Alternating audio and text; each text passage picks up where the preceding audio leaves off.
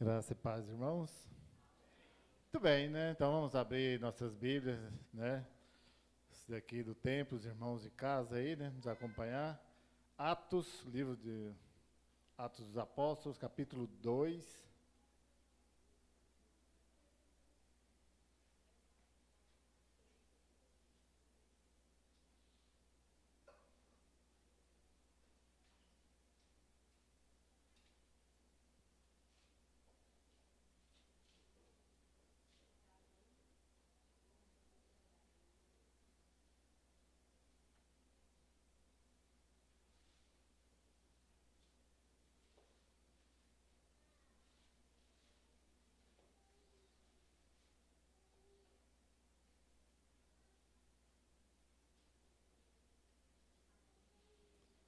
Atos, capítulo 2, verso de 1 a 4. Tranquilo, fácil de encontrar.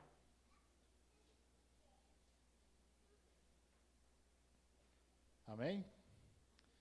Então vamos lá, né? O livro de Atos, o capítulo 2, verso de 1 a 4 diz o seguinte: E cumprindo-se o dia de Pentecostes, estavam todos concordemente no mesmo lugar.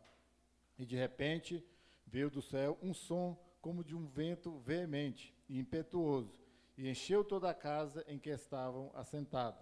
E foram vistas por eles línguas repartidas, como que de fogo, as quais pousaram sobre cada um deles. E todos foram cheios do Espírito Santo, e começaram a falar noutras línguas, conforme o Espírito Santo lhes concedia que falasse. Amém?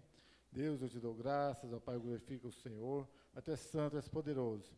Teu Espírito Santo seja nos movendo, ó Pai, nessa noite, a estar, ó Deus, voltado para o Senhor, para a Tua palavra, para que possamos aprender de Ti, Deus, em nome de Jesus. Tudo bem, né, cada vez nós, né, nós é muita gente, às vezes, né, que pelo menos eu, quando leio Atos, capítulo 2, vem à mente sempre, né, a igreja primitiva, e é o ato dos apóstolos, iniciando a igreja. Jesus, ele é o dono da igreja, mas é lógico, ele começou a missão de anunciar o reino de Deus, mas assim que ele foi crucificado, ele ressuscitou e retornou ao céu, ele deixou nas mãos dos discípulos, dos apóstolos, para sim começar a sua igreja, a igreja a qual ele virá para buscar, né, como nós cantamos e pelo menos duas músicas hoje, né, que ele irá voltar, eu creio nisso e espero, ansioso por esse dia. Então, mas ele ficou a cargo dos apóstolos para comandar essa igreja. E às vezes de forma muito errada, né, e eu já pensei assim, quando a gente só pensa na igreja primitiva, só pensa assim, aquela comunhão, aquela coisa só de repartir tudo que estava, mas é muito mais do que isso. A igreja primitiva é o modelo, né, como eu coloquei aí no tema do sermão, né, a igreja primitiva, o modelo de igreja que seguia os padrões ao qual Jesus Cristo havia estabelecido para os seus discípulos, para que iniciasse a igreja de oração, de comunhão, de estar presente, de viver o evangelho de Jesus Cristo. Então essa igreja primitiva no Atos 2, né, ela não era perfeita, não precisa, eu já pensei algumas vezes, lá muito tempo atrás, achava, não, é aquela igreja perfeita. Quase igual a Assembleia lá em Cirilândia, que eu já falei aqui várias vezes, né? Aquela coisa de irmão daqui, irmão dali, e eu tinha na minha mente que era, de fato, de verdade, daquele jeito, né? Como é triste quando a gente descobre que a realidade não é assim, né? Mas deveria, e foi para isso que Jesus Cristo havia estabelecido. Mas ela não era perfeita, mas possuía muitas qualidades nas quais nós devemos imitar. Pena que ao longo dos tempos, e aí os anos vieram, né? 2000 anos aí, e a igreja se perdeu daquela essência da qual ela foi criada. Ela era uma igreja feliz, né? O verso 46 e 47 de Atos aí, se alguém quiser acompanhar rapidamente aí, né? E perseverando unânimes todos os dias no templo e partindo o pão em casa, comiam juntos com alegria e singeleza de coração, louvando a Deus e caindo na graça de todo o povo. E todos os dias acrescentava o Senhor à igreja aqueles que haviam de se salvar, de salvar. Ou seja, Então era a igreja feliz porque ela estava presente todos os dias, reunindo, estava na graça de Deus. Estavam presentes ali, repartiam o pão, estavam em comunhão. Era uma igreja popular, era a igreja popular. Né? No verso 47, contando com a simpatia de todo o povo. Ou seja, não era uma igreja que repelia o povo, mas ela era aceita pelo povo. Né? Que contava com a simpatia do povo que ali chegava até eles. Ou seja, seguia os passos de Jesus. Jesus, ele às vezes era obrigado, não sei que Jesus era obrigado a alguma coisa, ou ele se obrigava, né, melhor dizendo, a, às vezes ser um pouco duro no seu discurso para repreender os hipócritas, aqueles falsos, né, os fariseus ali que tentavam a Jesus Cristo. Mas, no geral, a multidão se acercava de Jesus. E é isso que ele queria e quer, né, para a igreja, que seja uma igreja atraente ao povo, simpática ao povo, mas sem perder a sua essência.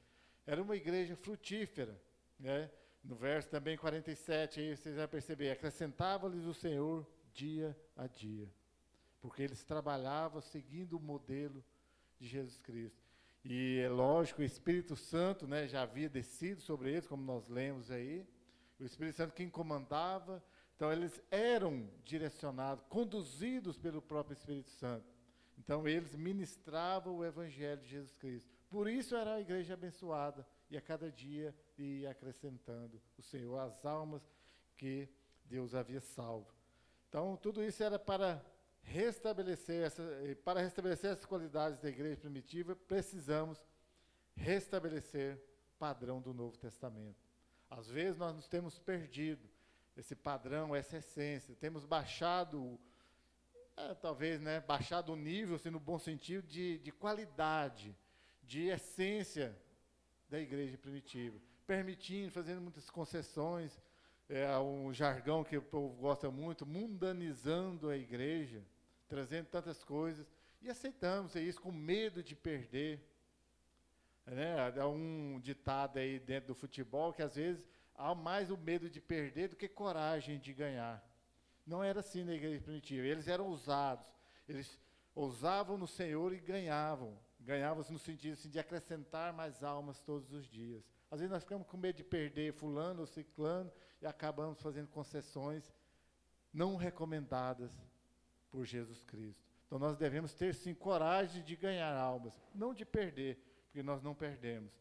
Então, diante de tudo isso, nós vamos ver em primeiro lugar que ela era uma igreja unida. É uma igreja unida. Talvez muito diferente de hoje. No Pentecostes, aí no versículo 1, né? Vamos ler novamente o versículo 1. E cumprindo-se o dia de Pentecostes, estavam todos concordemente no mesmo lugar. Para começar essa união, que eles estavam concordemente, ou seja, de comum acordo, estar no mesmo lugar. Para começar, a igreja hoje, então é um princípio básico lá da igreja primitiva, que nós devemos nos reunir no templo.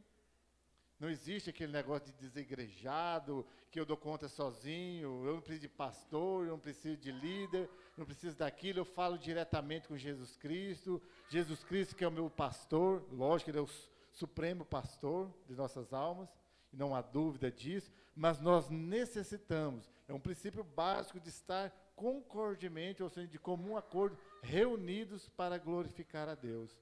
E isso é a igreja.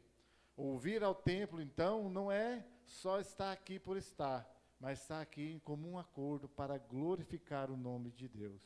Se não fizer isso, não terá nunca, jamais terá uma igreja unida como a igreja primitiva. Então, estavam todos reunidos naquele mesmo lugar. E há quem diga, os estudiosos aí, que começaram ali naquele dia com 120 pessoas, quando foi derramado sobre eles o Espírito Santo. E lógico, foi aumentando. Então, essa união e a prontidão para conhecer o Senhor. Então, estavam todos ali unidos e prontos para conhecer o Senhor. Pastor, mas estava pronto, quer dizer que eles já tinham conhecimento? Não, justamente o contrário. Estava pronto para conhecer. Talvez nós temos aquela dificuldade, eu não vou porque a Elaine conhece mais do que eu, ou que o Flávio sabe mais que a fulano. Não, nós temos que estar aqui em união. Um ajuda o outro, quem sabe mais ensina, quem sabe menos seja humilde para aprender. O que nós precisamos é estar prontos. Não prontos de estar terminado o processo, mas de dizer, eis-me aqui, como diz Isaías. Quero aprender, quero conhecer o Senhor. Talvez você nunca vai ser um doutor dentro da teologia, nem um bacharel em teologia, mas talvez vai ter mais conhecimento do que eu. Mais conhecimento que um escritor que já escreveu 80 livros de teologia. Conhecer o Senhor é algo que somente quem conhece, na sua forma única, singular, de ter aquela experiência, não ter arrepiozinho daqui ou dali, que às vezes é só o frio mesmo do ar-condicionado, que vem nas costas da gente, e dá um arrepio, dá um calafrio. Mas de ter aquela certeza no coração, de que eu conheço o Senhor, e sou amado por Ele. Era dessa forma de vida que a igreja primitiva vivia. Então, após o Pentecostes, eles perseveraram na comunhão. Estavam ali em comunhão todos os dias. Aí, lógico, repartia o pão, mas eles pensavam juntos. E aí, no Atos, capítulo 2, o verso 42, ele diz o seguinte: e perseveravam na doutrina dos apóstolos, e na comunhão, e no partir do pão, e nas orações. Como eu disse, não é só partir o pão, mas está na doutrina dos apóstolos. Qual era a doutrina dos apóstolos? O próprio Jesus Cristo. Eles vivenciaram o ensinamento de Jesus Cristo diretamente por Jesus Cristo. E algumas daquelas pessoas ali compartilharam também de alguns sermões de Jesus Cristo, de alguns ensinamentos de Jesus Cristo. Era a igreja ali recente, criada ali, logo em sequência ao retorno de Jesus Cristo para a sua glória eterna. Então eles conheciam como funcionavam, tinham vivido, experimentado algumas palavras de Jesus Cristo, conheciam essa doutrina de Jesus Cristo. Não se tratava apenas de uma reunião em um espaço físico, um templo, mas de suas mentes e corações alinhadas ao propósito divino. Qual que é o propósito divino? De sermos salvos, de caminharmos juntos em direção à eternidade, seguindo o objetivo de glorificar a Deus. Aliás, esse é o primeiro propósito para o homem, de glorificar a Deus. Para isso nós fomos criados. Então, todo propósito divino é para nós glorificarmos o nome de Jesus Cristo. E essa é a grande lição da igreja primitiva. Lembre-se, quero deixar bem claro para vocês, quero insistir nisso, até para tirar isso da minha mente. Voltando lá no início que eu disse, igreja primitiva não era só partilhar o pão, era ensinar a voltar o propósito original de Deus quando criou o homem, de glorificar a Jesus Cristo. Lembre sempre disso. Igreja primitiva, o sinônimo dela é glorificar a Jesus Cristo. E é isso que nós devemos voltar, como igreja de Jesus Cristo nesse tempo. Devemos voltar a esse original de glorificar a Jesus Cristo. E em segundo lugar, era uma igreja informada. Não tinha tecnologia, não tinha internet, não tinha WhatsApp para a gente compartilhar as coisas, mas era uma igreja informada.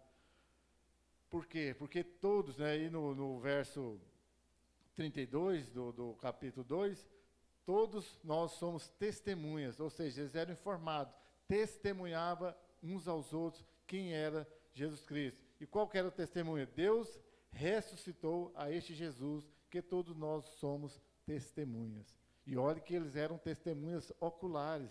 Eles, como eu disse, eles vivenciaram aquela época. Eles sabiam, ainda que o Império Romano quis comprar, quis mentir, dizendo que alguém foi lá e roubou o corpo de Jesus Cristo lá no túmulo, e pagaram ali os guardas lá para que espalhasse essa mentira. Mas não deu certo. Não deu certo porque se espalhou o verdadeiro sentido daquilo, que Jesus Cristo ressuscitou. E eles eram testemunhas, os apóstolos e muitas outras pessoas eram testemunhas, eles falavam, testemunhavam aquilo que eles haviam presenciado, que eles falavam naqueles dias. Pensem vocês, não tinha um jornal escrito, não tinha os meios, as mídias que nós temos hoje, mas corria a conversa. E o assunto daqueles dias era Jesus Cristo. Ainda que eles não quisessem, que o Império Romano quisesse abafar, mas não tinha como. O assunto era Jesus Cristo. A morte, a crucificação, a ressurreição de Jesus Cristo. E perdurou esse assunto por algum tempo.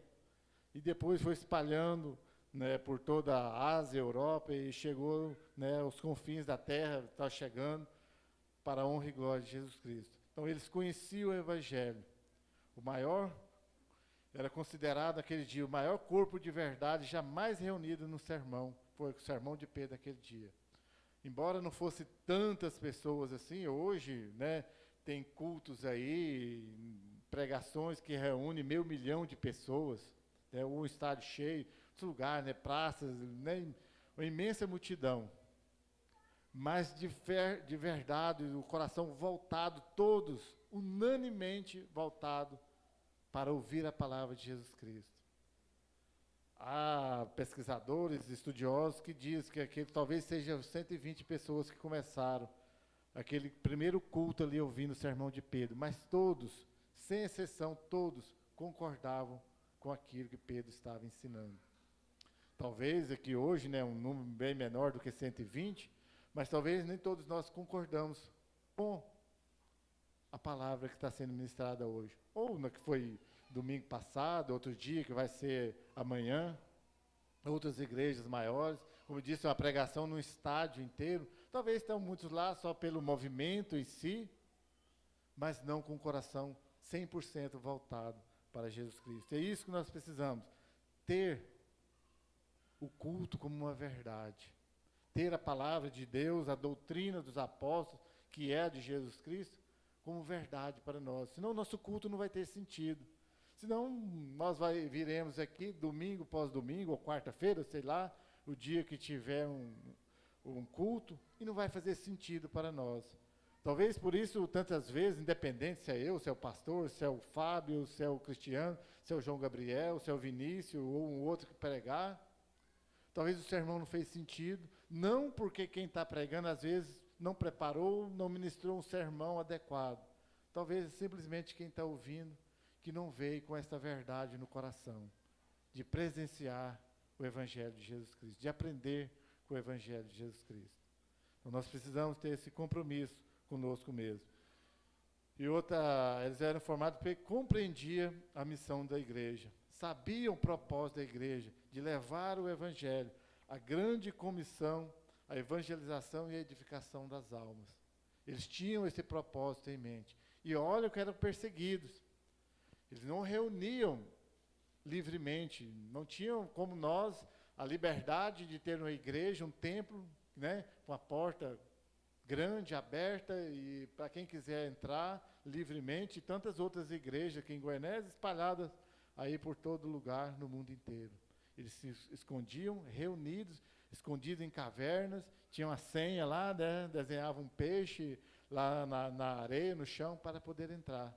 E muitos foram mortos por querer e por participar nos cultos, mesmo escondidos. E nós ainda ficamos brincando de ser crente, falando que somos igreja de Jesus Cristo. Estamos longe, muito, mas muito longe, de ser uma igreja verdadeira. Infelizmente. Mas é tempo da gente mudar essa história. E começa de cada um. Não adianta eu querer reparar no irmão que não presta atenção no outro. Se eu estou vendo que o Gabriel está dormindo ou está numa postura não adequada, é porque eu também não estou concentrado no culto, não estou prestando atenção. É fácil, né, eu colocar, ver o defeito do outro, a não assiduidade, assim por assim dizer, no culto, enquanto eu mesmo também estou lá bem distante, com o pensamento no outro lugar. E eles eram informados, a igreja informada, que continuava aprendendo. Como dizem no verso 42, na doutrina dos apóstolos. Eles continuavam aprendendo todos os dias. E era ensinado, culto pós culto, quem era Jesus Cristo. Não tinha invencionice, não tinha tanta coisa, não tinha, né, piadinhas, não tinha nada. Como o tempo deles precisava ser bastante valorizado, como eu disse, eles não tinham essa liberdade, era de vez em quando, e quando reuniam, ou se fosse todos os dias, era de forma escondida, então eles deviam aproveitar.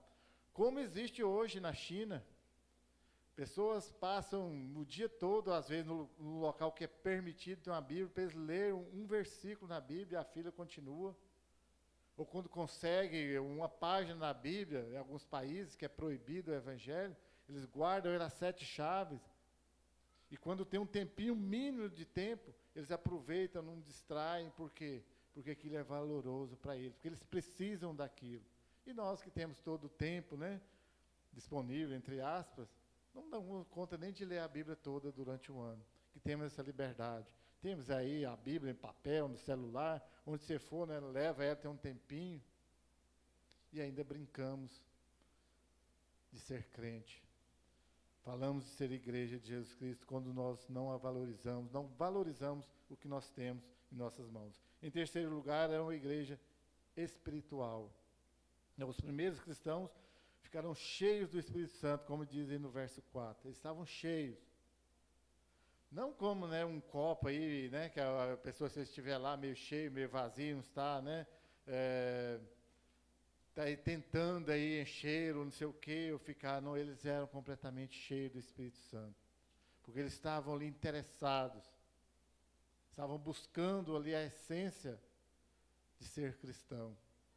E eles concordavam unanimemente que eles precisavam do Espírito Santo sobre eles, né? E começou, como eu disse ali, né, os historiadores falam aí, né, em 120, e posteriormente, né, isso aí agora é bíblico, está aí no capítulo 2, né, no verso 38, do capítulo 2, e disse-lhes Pedro: arrependei-vos e cada um de vós seja batizado em nome de Jesus Cristo, para perdão dos pecados, receberei o dom do Espírito Santo. Naquele momento foram quase 3.000 almas para Jesus Cristo. Durante aquele sermão de Pedro, durante aquele culto. Aquele tinha sido ao ar livre, não foi escondido. Lógico, teve consequências, foram perseguidos posteriormente. Mas pense você, quase 3.000 almas de uma vez só. Como sincronia, não importando, né? Tipo relógio. Variados tamanhos, modelos, marcas e cores de relógio, mas se ele estiver funcionando perfeitamente, vai mostrar na mesma hora, a mesma hora. Se é meio-dia, ele vai estar meio-dia. Automaticamente, quase 3.000 almas se convertem a Jesus Cristo. Isso fruto de quê? De uma igreja espiritual, de ali 120 pessoas glorificando a Deus, rogando a Deus, clamando a Deus para que Ele salvasse mais almas. E foram alcançados em um só instante, quase 3.000. Talvez você vai falar assim, mas num mundo de hoje de 7 bilhões, a estimativa de hoje que tem, é pouca gente, 3.000, mas para aqueles dias, em Jerusalém, cidade onde estava uma perseguição muito grande para essa igreja que estava iniciando, e um culto ao ar livre, onde 3.000 almas é salva, era muita gente naquele dia, eram muitas pessoas. Mas porque eles estavam unânimes em oração, porque eles estavam ali voltados para Jesus Cristo. Então esse grupo unido ministrava no poder do Espírito Santo. Ninguém não tinha formação teológica, ninguém ali tinha estudado, não tinha um livro teológico para eles lerem, nem nada, era no poder do Espírito Santo. Estavam orando, foram cheios do Espírito Santo. E ali eles transbordavam, e eles oravam, e então, como eles estavam cheios do Espírito Santo, a igreja testemunhava com poder, e a igreja crescia. Então, eles davam testemunho. Mas não é um testemunho como nós, às vezes, hoje queremos falar só, é o testemunho de Jesus Cristo. Eu chego lá no meu ambiente de trabalho, eu falo que sou crente, falo que eu sou salvo, que eu amo Jesus Cristo. Não é um testemunhozinho barato como esse. Era de vida, de estar ali declarando com a voz, mas acima de tudo, com atos, com gestos, com entrega de vida. E olha que muitos desses são entrega física mesmo, literal, de entregar a vida, de ser morto pela obra de Jesus Cristo. Isso era o testemunho da igreja primitiva. Não é igual nós, né? Que vai lá, não vou testemunhar Jesus Cristo para lá no meio da minha família. Chega, ó, gente, ó, acho que vocês não deveriam beber, que vocês não deveriam fazer isso. Eu, né? Vocês sabem, eu amo Jesus Cristo, né? Diferente de vocês. Ainda falo que eles não prestam. Não é assim. Mas ele olha para você, talvez, e olha assim, mas para ser crente igual a você, prefiro não ser. E olha que eu já escutei isso. Já vi muitas pessoas falar para ser crente igual fulano, e olha que eu já, e pior ainda, né? Para ser crente igual certa pessoa lá da sua igreja, é melhor não ser. Esse é o testemunho que nós damos na igreja de hoje, muito diferente do testemunho da igreja primitiva, que entregavam, se fosse preciso, sua própria vida. Lógico que tem hoje, ainda tem pessoas, né, e um do testemunho de vida, né, já tem não lembro mais, quanto tempo faz, como a Sandra estava vendo, a tela que mostrou no celular, pessoas lá na África sendo queimadas, com pouco fogo ainda, a Sandra viu um pouquinho logo e desistiu, não deu conta de ver, para que eles negassem a Jesus Cristo. As pessoas chegavam ao ponto de cansaço, de dor tão grande que elas caíam, ia caindo, joelhavam, sentavam até deitar em cima de pouco fogo, queimada aos poucos até morrer. Não era nem jogado dentro de uma fornalha, né, de um fogo quente que queimava instantâneo. E eu fiquei pensando naquele dia, eu avaliei muito o meu testemunho. Será que eu não negaria Jesus Cristo naquele dia? Em nome da minha dor, daquele de ser queimado aos poucos. Quem não já queimou um pouquinho, né? Encosta numa panela quente, numa coisa. Pior queimadura até hoje que eu já tive é encostar o pé no escapamento da moto. Terrível, não nem que dói, né? Só vai quente, mas dói. E aí quando ela cai em cima da sua perna ainda, faz um buraco. Mas será que colocasse você em cima do escapamento quente de uma moto? Assim, você nega Jesus Cristo ou você vai sendo colocado aqui até você negar. Ou você nega ou você até morre, ser queimado aqui. E aí, o que você faria? Sei não, né? Melhor nem responder, responda para você mesmo, responda para Jesus Cristo. Mas é o momento da gente pensar. Esse era o testemunho que a igreja primitiva dava. Não recuavam. Testemunhava Jesus Cristo. Não só com isso, eu fui nos extremos, mas no viver do dia a dia, nas suas atitudes, de um troco, do desejo do coração. Eu já testemunhei, né, já peguei troco, né, a mais e achei feliz, não fiquei feliz no dia, ganhei um bom dinheiro sem fazer nada, né? Que vergonha, né? Acontece. Hoje, graças a Deus, né, Deus tem mudado o coração. E não espere só que Deus mude. Isso é ato que não precisa nem de Deus, né? Você sabe que é errado. Tem coisas que a gente está esperando que Deus venha fazer de mim. Não. Ele já fez. Deu Jesus Cristo, deu exemplo, deu tantos mártires, tantos cristãos aí que testemunharam com sua própria vida. É hora de criar vergonha mesmo e ir lá e fazer. Um pouquinho de vacina VC funciona. Sabe o que é a vacina VC? Vergonha na cara, funciona muitas vezes. Admite que você é um crente, um cristão. Pega o exemplo, o modelo da igreja primitiva e siga, que você estará servindo a Jesus Cristo. Em quarto lugar, a igreja primitiva era uma igreja que testemunhava, como eu já até adentrei um pouco, o modelo do Pentecostes. Todos passaram a falar em outras línguas. E aqui eram línguas mesmo conhecidas, né? Quem estava lá em hebraico falava em, vou falar aí no israelense, eles falavam em alemão, em chinês, em árabe, falava tudo. Sem a mínimo estudo, sem a mínima condição. Não era nem eu falar em línguas da qual nós falávamos. E se falasse em línguas, as línguas, entre aspas, estranhas, língua dos anjos, também era perfeitamente normal, que Jesus Cristo é poderoso para fazer tudo isso. E muito mais ainda que nós pensamos. Então, eles testemunhavam, as pessoas ficavam admiradas. Como assim, né? Eu sou lá da Síria, escuto ele falando, né? Pessoa aqui de Jerusalém falando a minha própria língua. Então, as pessoas que estavam ouvindo viram a diferença. É o que eu costumo falar aqui sempre. As pessoas lá onde você trabalha, onde você estuda, mesmo da sua família, vê essa diferença em você, olha para você e fala assim, ó, o Gabriel é crente. Esse é o verdadeiro testemunho. As pessoas veem, não precisar de eu contar. É lógico, vai chegar uma hora que eu não posso negar, confesso, mas as pessoas precisam ver em mim. O que as pessoas em volta viram, daqui até tentaram, né? Como eles não queriam render, falaram, não, estão embriagados. Aí Pedro vai falar, mas nas primeiras horas da manhã, como assim? Não estão embriagados. É o Espírito Santo que estão nele. Então, o poder não está na eloquência, mas sim no poder do Espírito Santo, do crente que fala. Se você não tem o Espírito Santo, você vai lidar por você mesmo, aí onde mora o perigo. Então, nós precisamos falar, sim, testemunhar, esse é um testemunho duplo. O de lábios, o de falar e o de vida, que eu considero extremamente difícil. Que eu acabei de falar, das pessoas perceberem você. Só de falar é fácil. Você pode falar em todo lugar que você ama Jesus Cristo, que você é crente, que você é isso, que você é aquilo.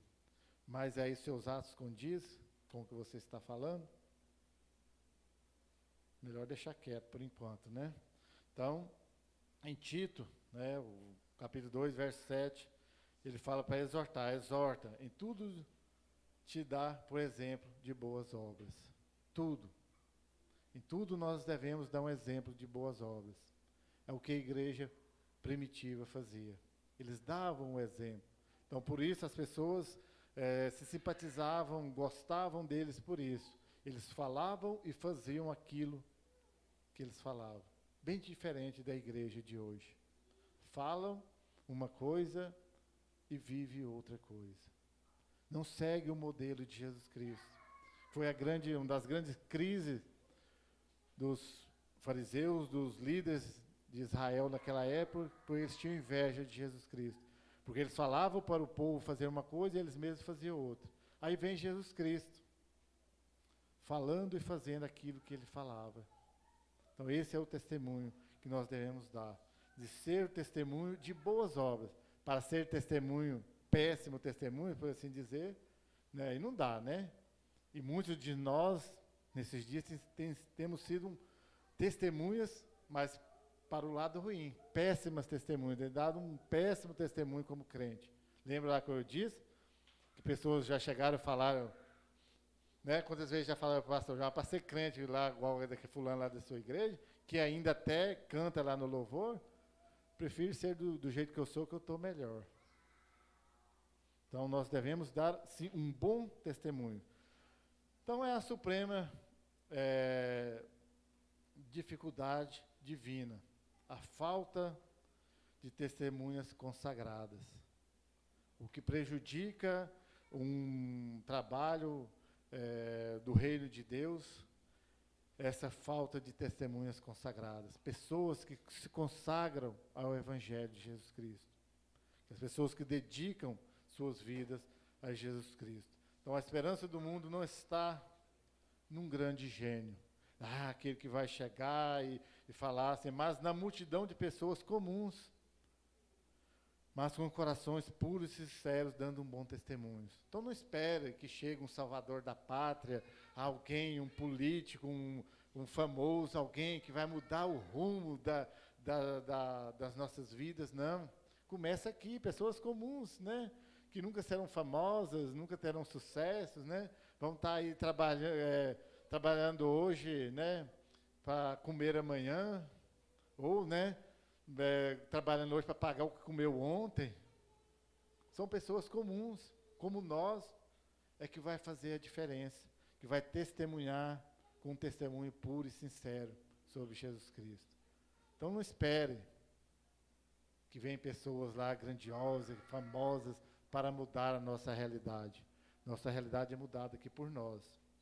Desde que nós sejamos, como a igreja primitiva, direcionados, guiados, conduzidos pelo Espírito Santo. Senão, não terá mudança. Quer mudança na IBNE? Que começamos cada um de nós. Cada um de nós é responsável pela mudança, como eu disse, de qualidade dentro da nossa igreja. Não espere só do pastor João como presidente da igreja. Não espere de mim como segundo pastor. De nós, dois, sim. Talvez os dois mais responsáveis, lógico. Mas faça a sua parte. Deixe o Espírito Santo te conduzir. Então, a igreja ainda não perdeu a sua patente. A igreja ainda é a igreja de Jesus Cristo.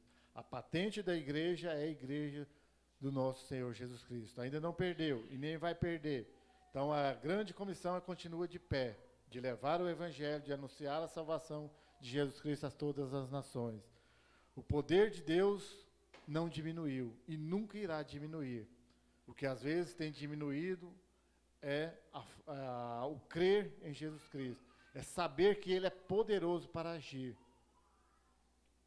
Portanto, que possamos ser uma igreja com os bons exemplos de Atos. Amém? Sejamos então IBNE, Igreja Batista Nacional Ebenezer aqui em Goianésia, seguindo o modelo padrão da igreja primitiva. De partilhar o pão, sim, mas sobretudo, dar bons exemplos e glorificar o nome de Jesus Cristo. Amém? Deus, eu te dou graças, ó Pai, eu glorifico o teu nome, Pai, tu és santo, tu és poderoso. Pai, em nome de Jesus, ó Pai, que nós, como igreja do Senhor Jesus Cristo, ó Pai, venhamos cada dia glorificar o teu santo nome, ó Pai, a testemunhar verdadeiramente o teu evangelho, a tua salvação, Pai, com as nossas vidas, com os nossos lábios, Pai, em nome de Jesus Cristo. Amém. Coração silencioso, estamos encerrados, que Deus nos abençoe.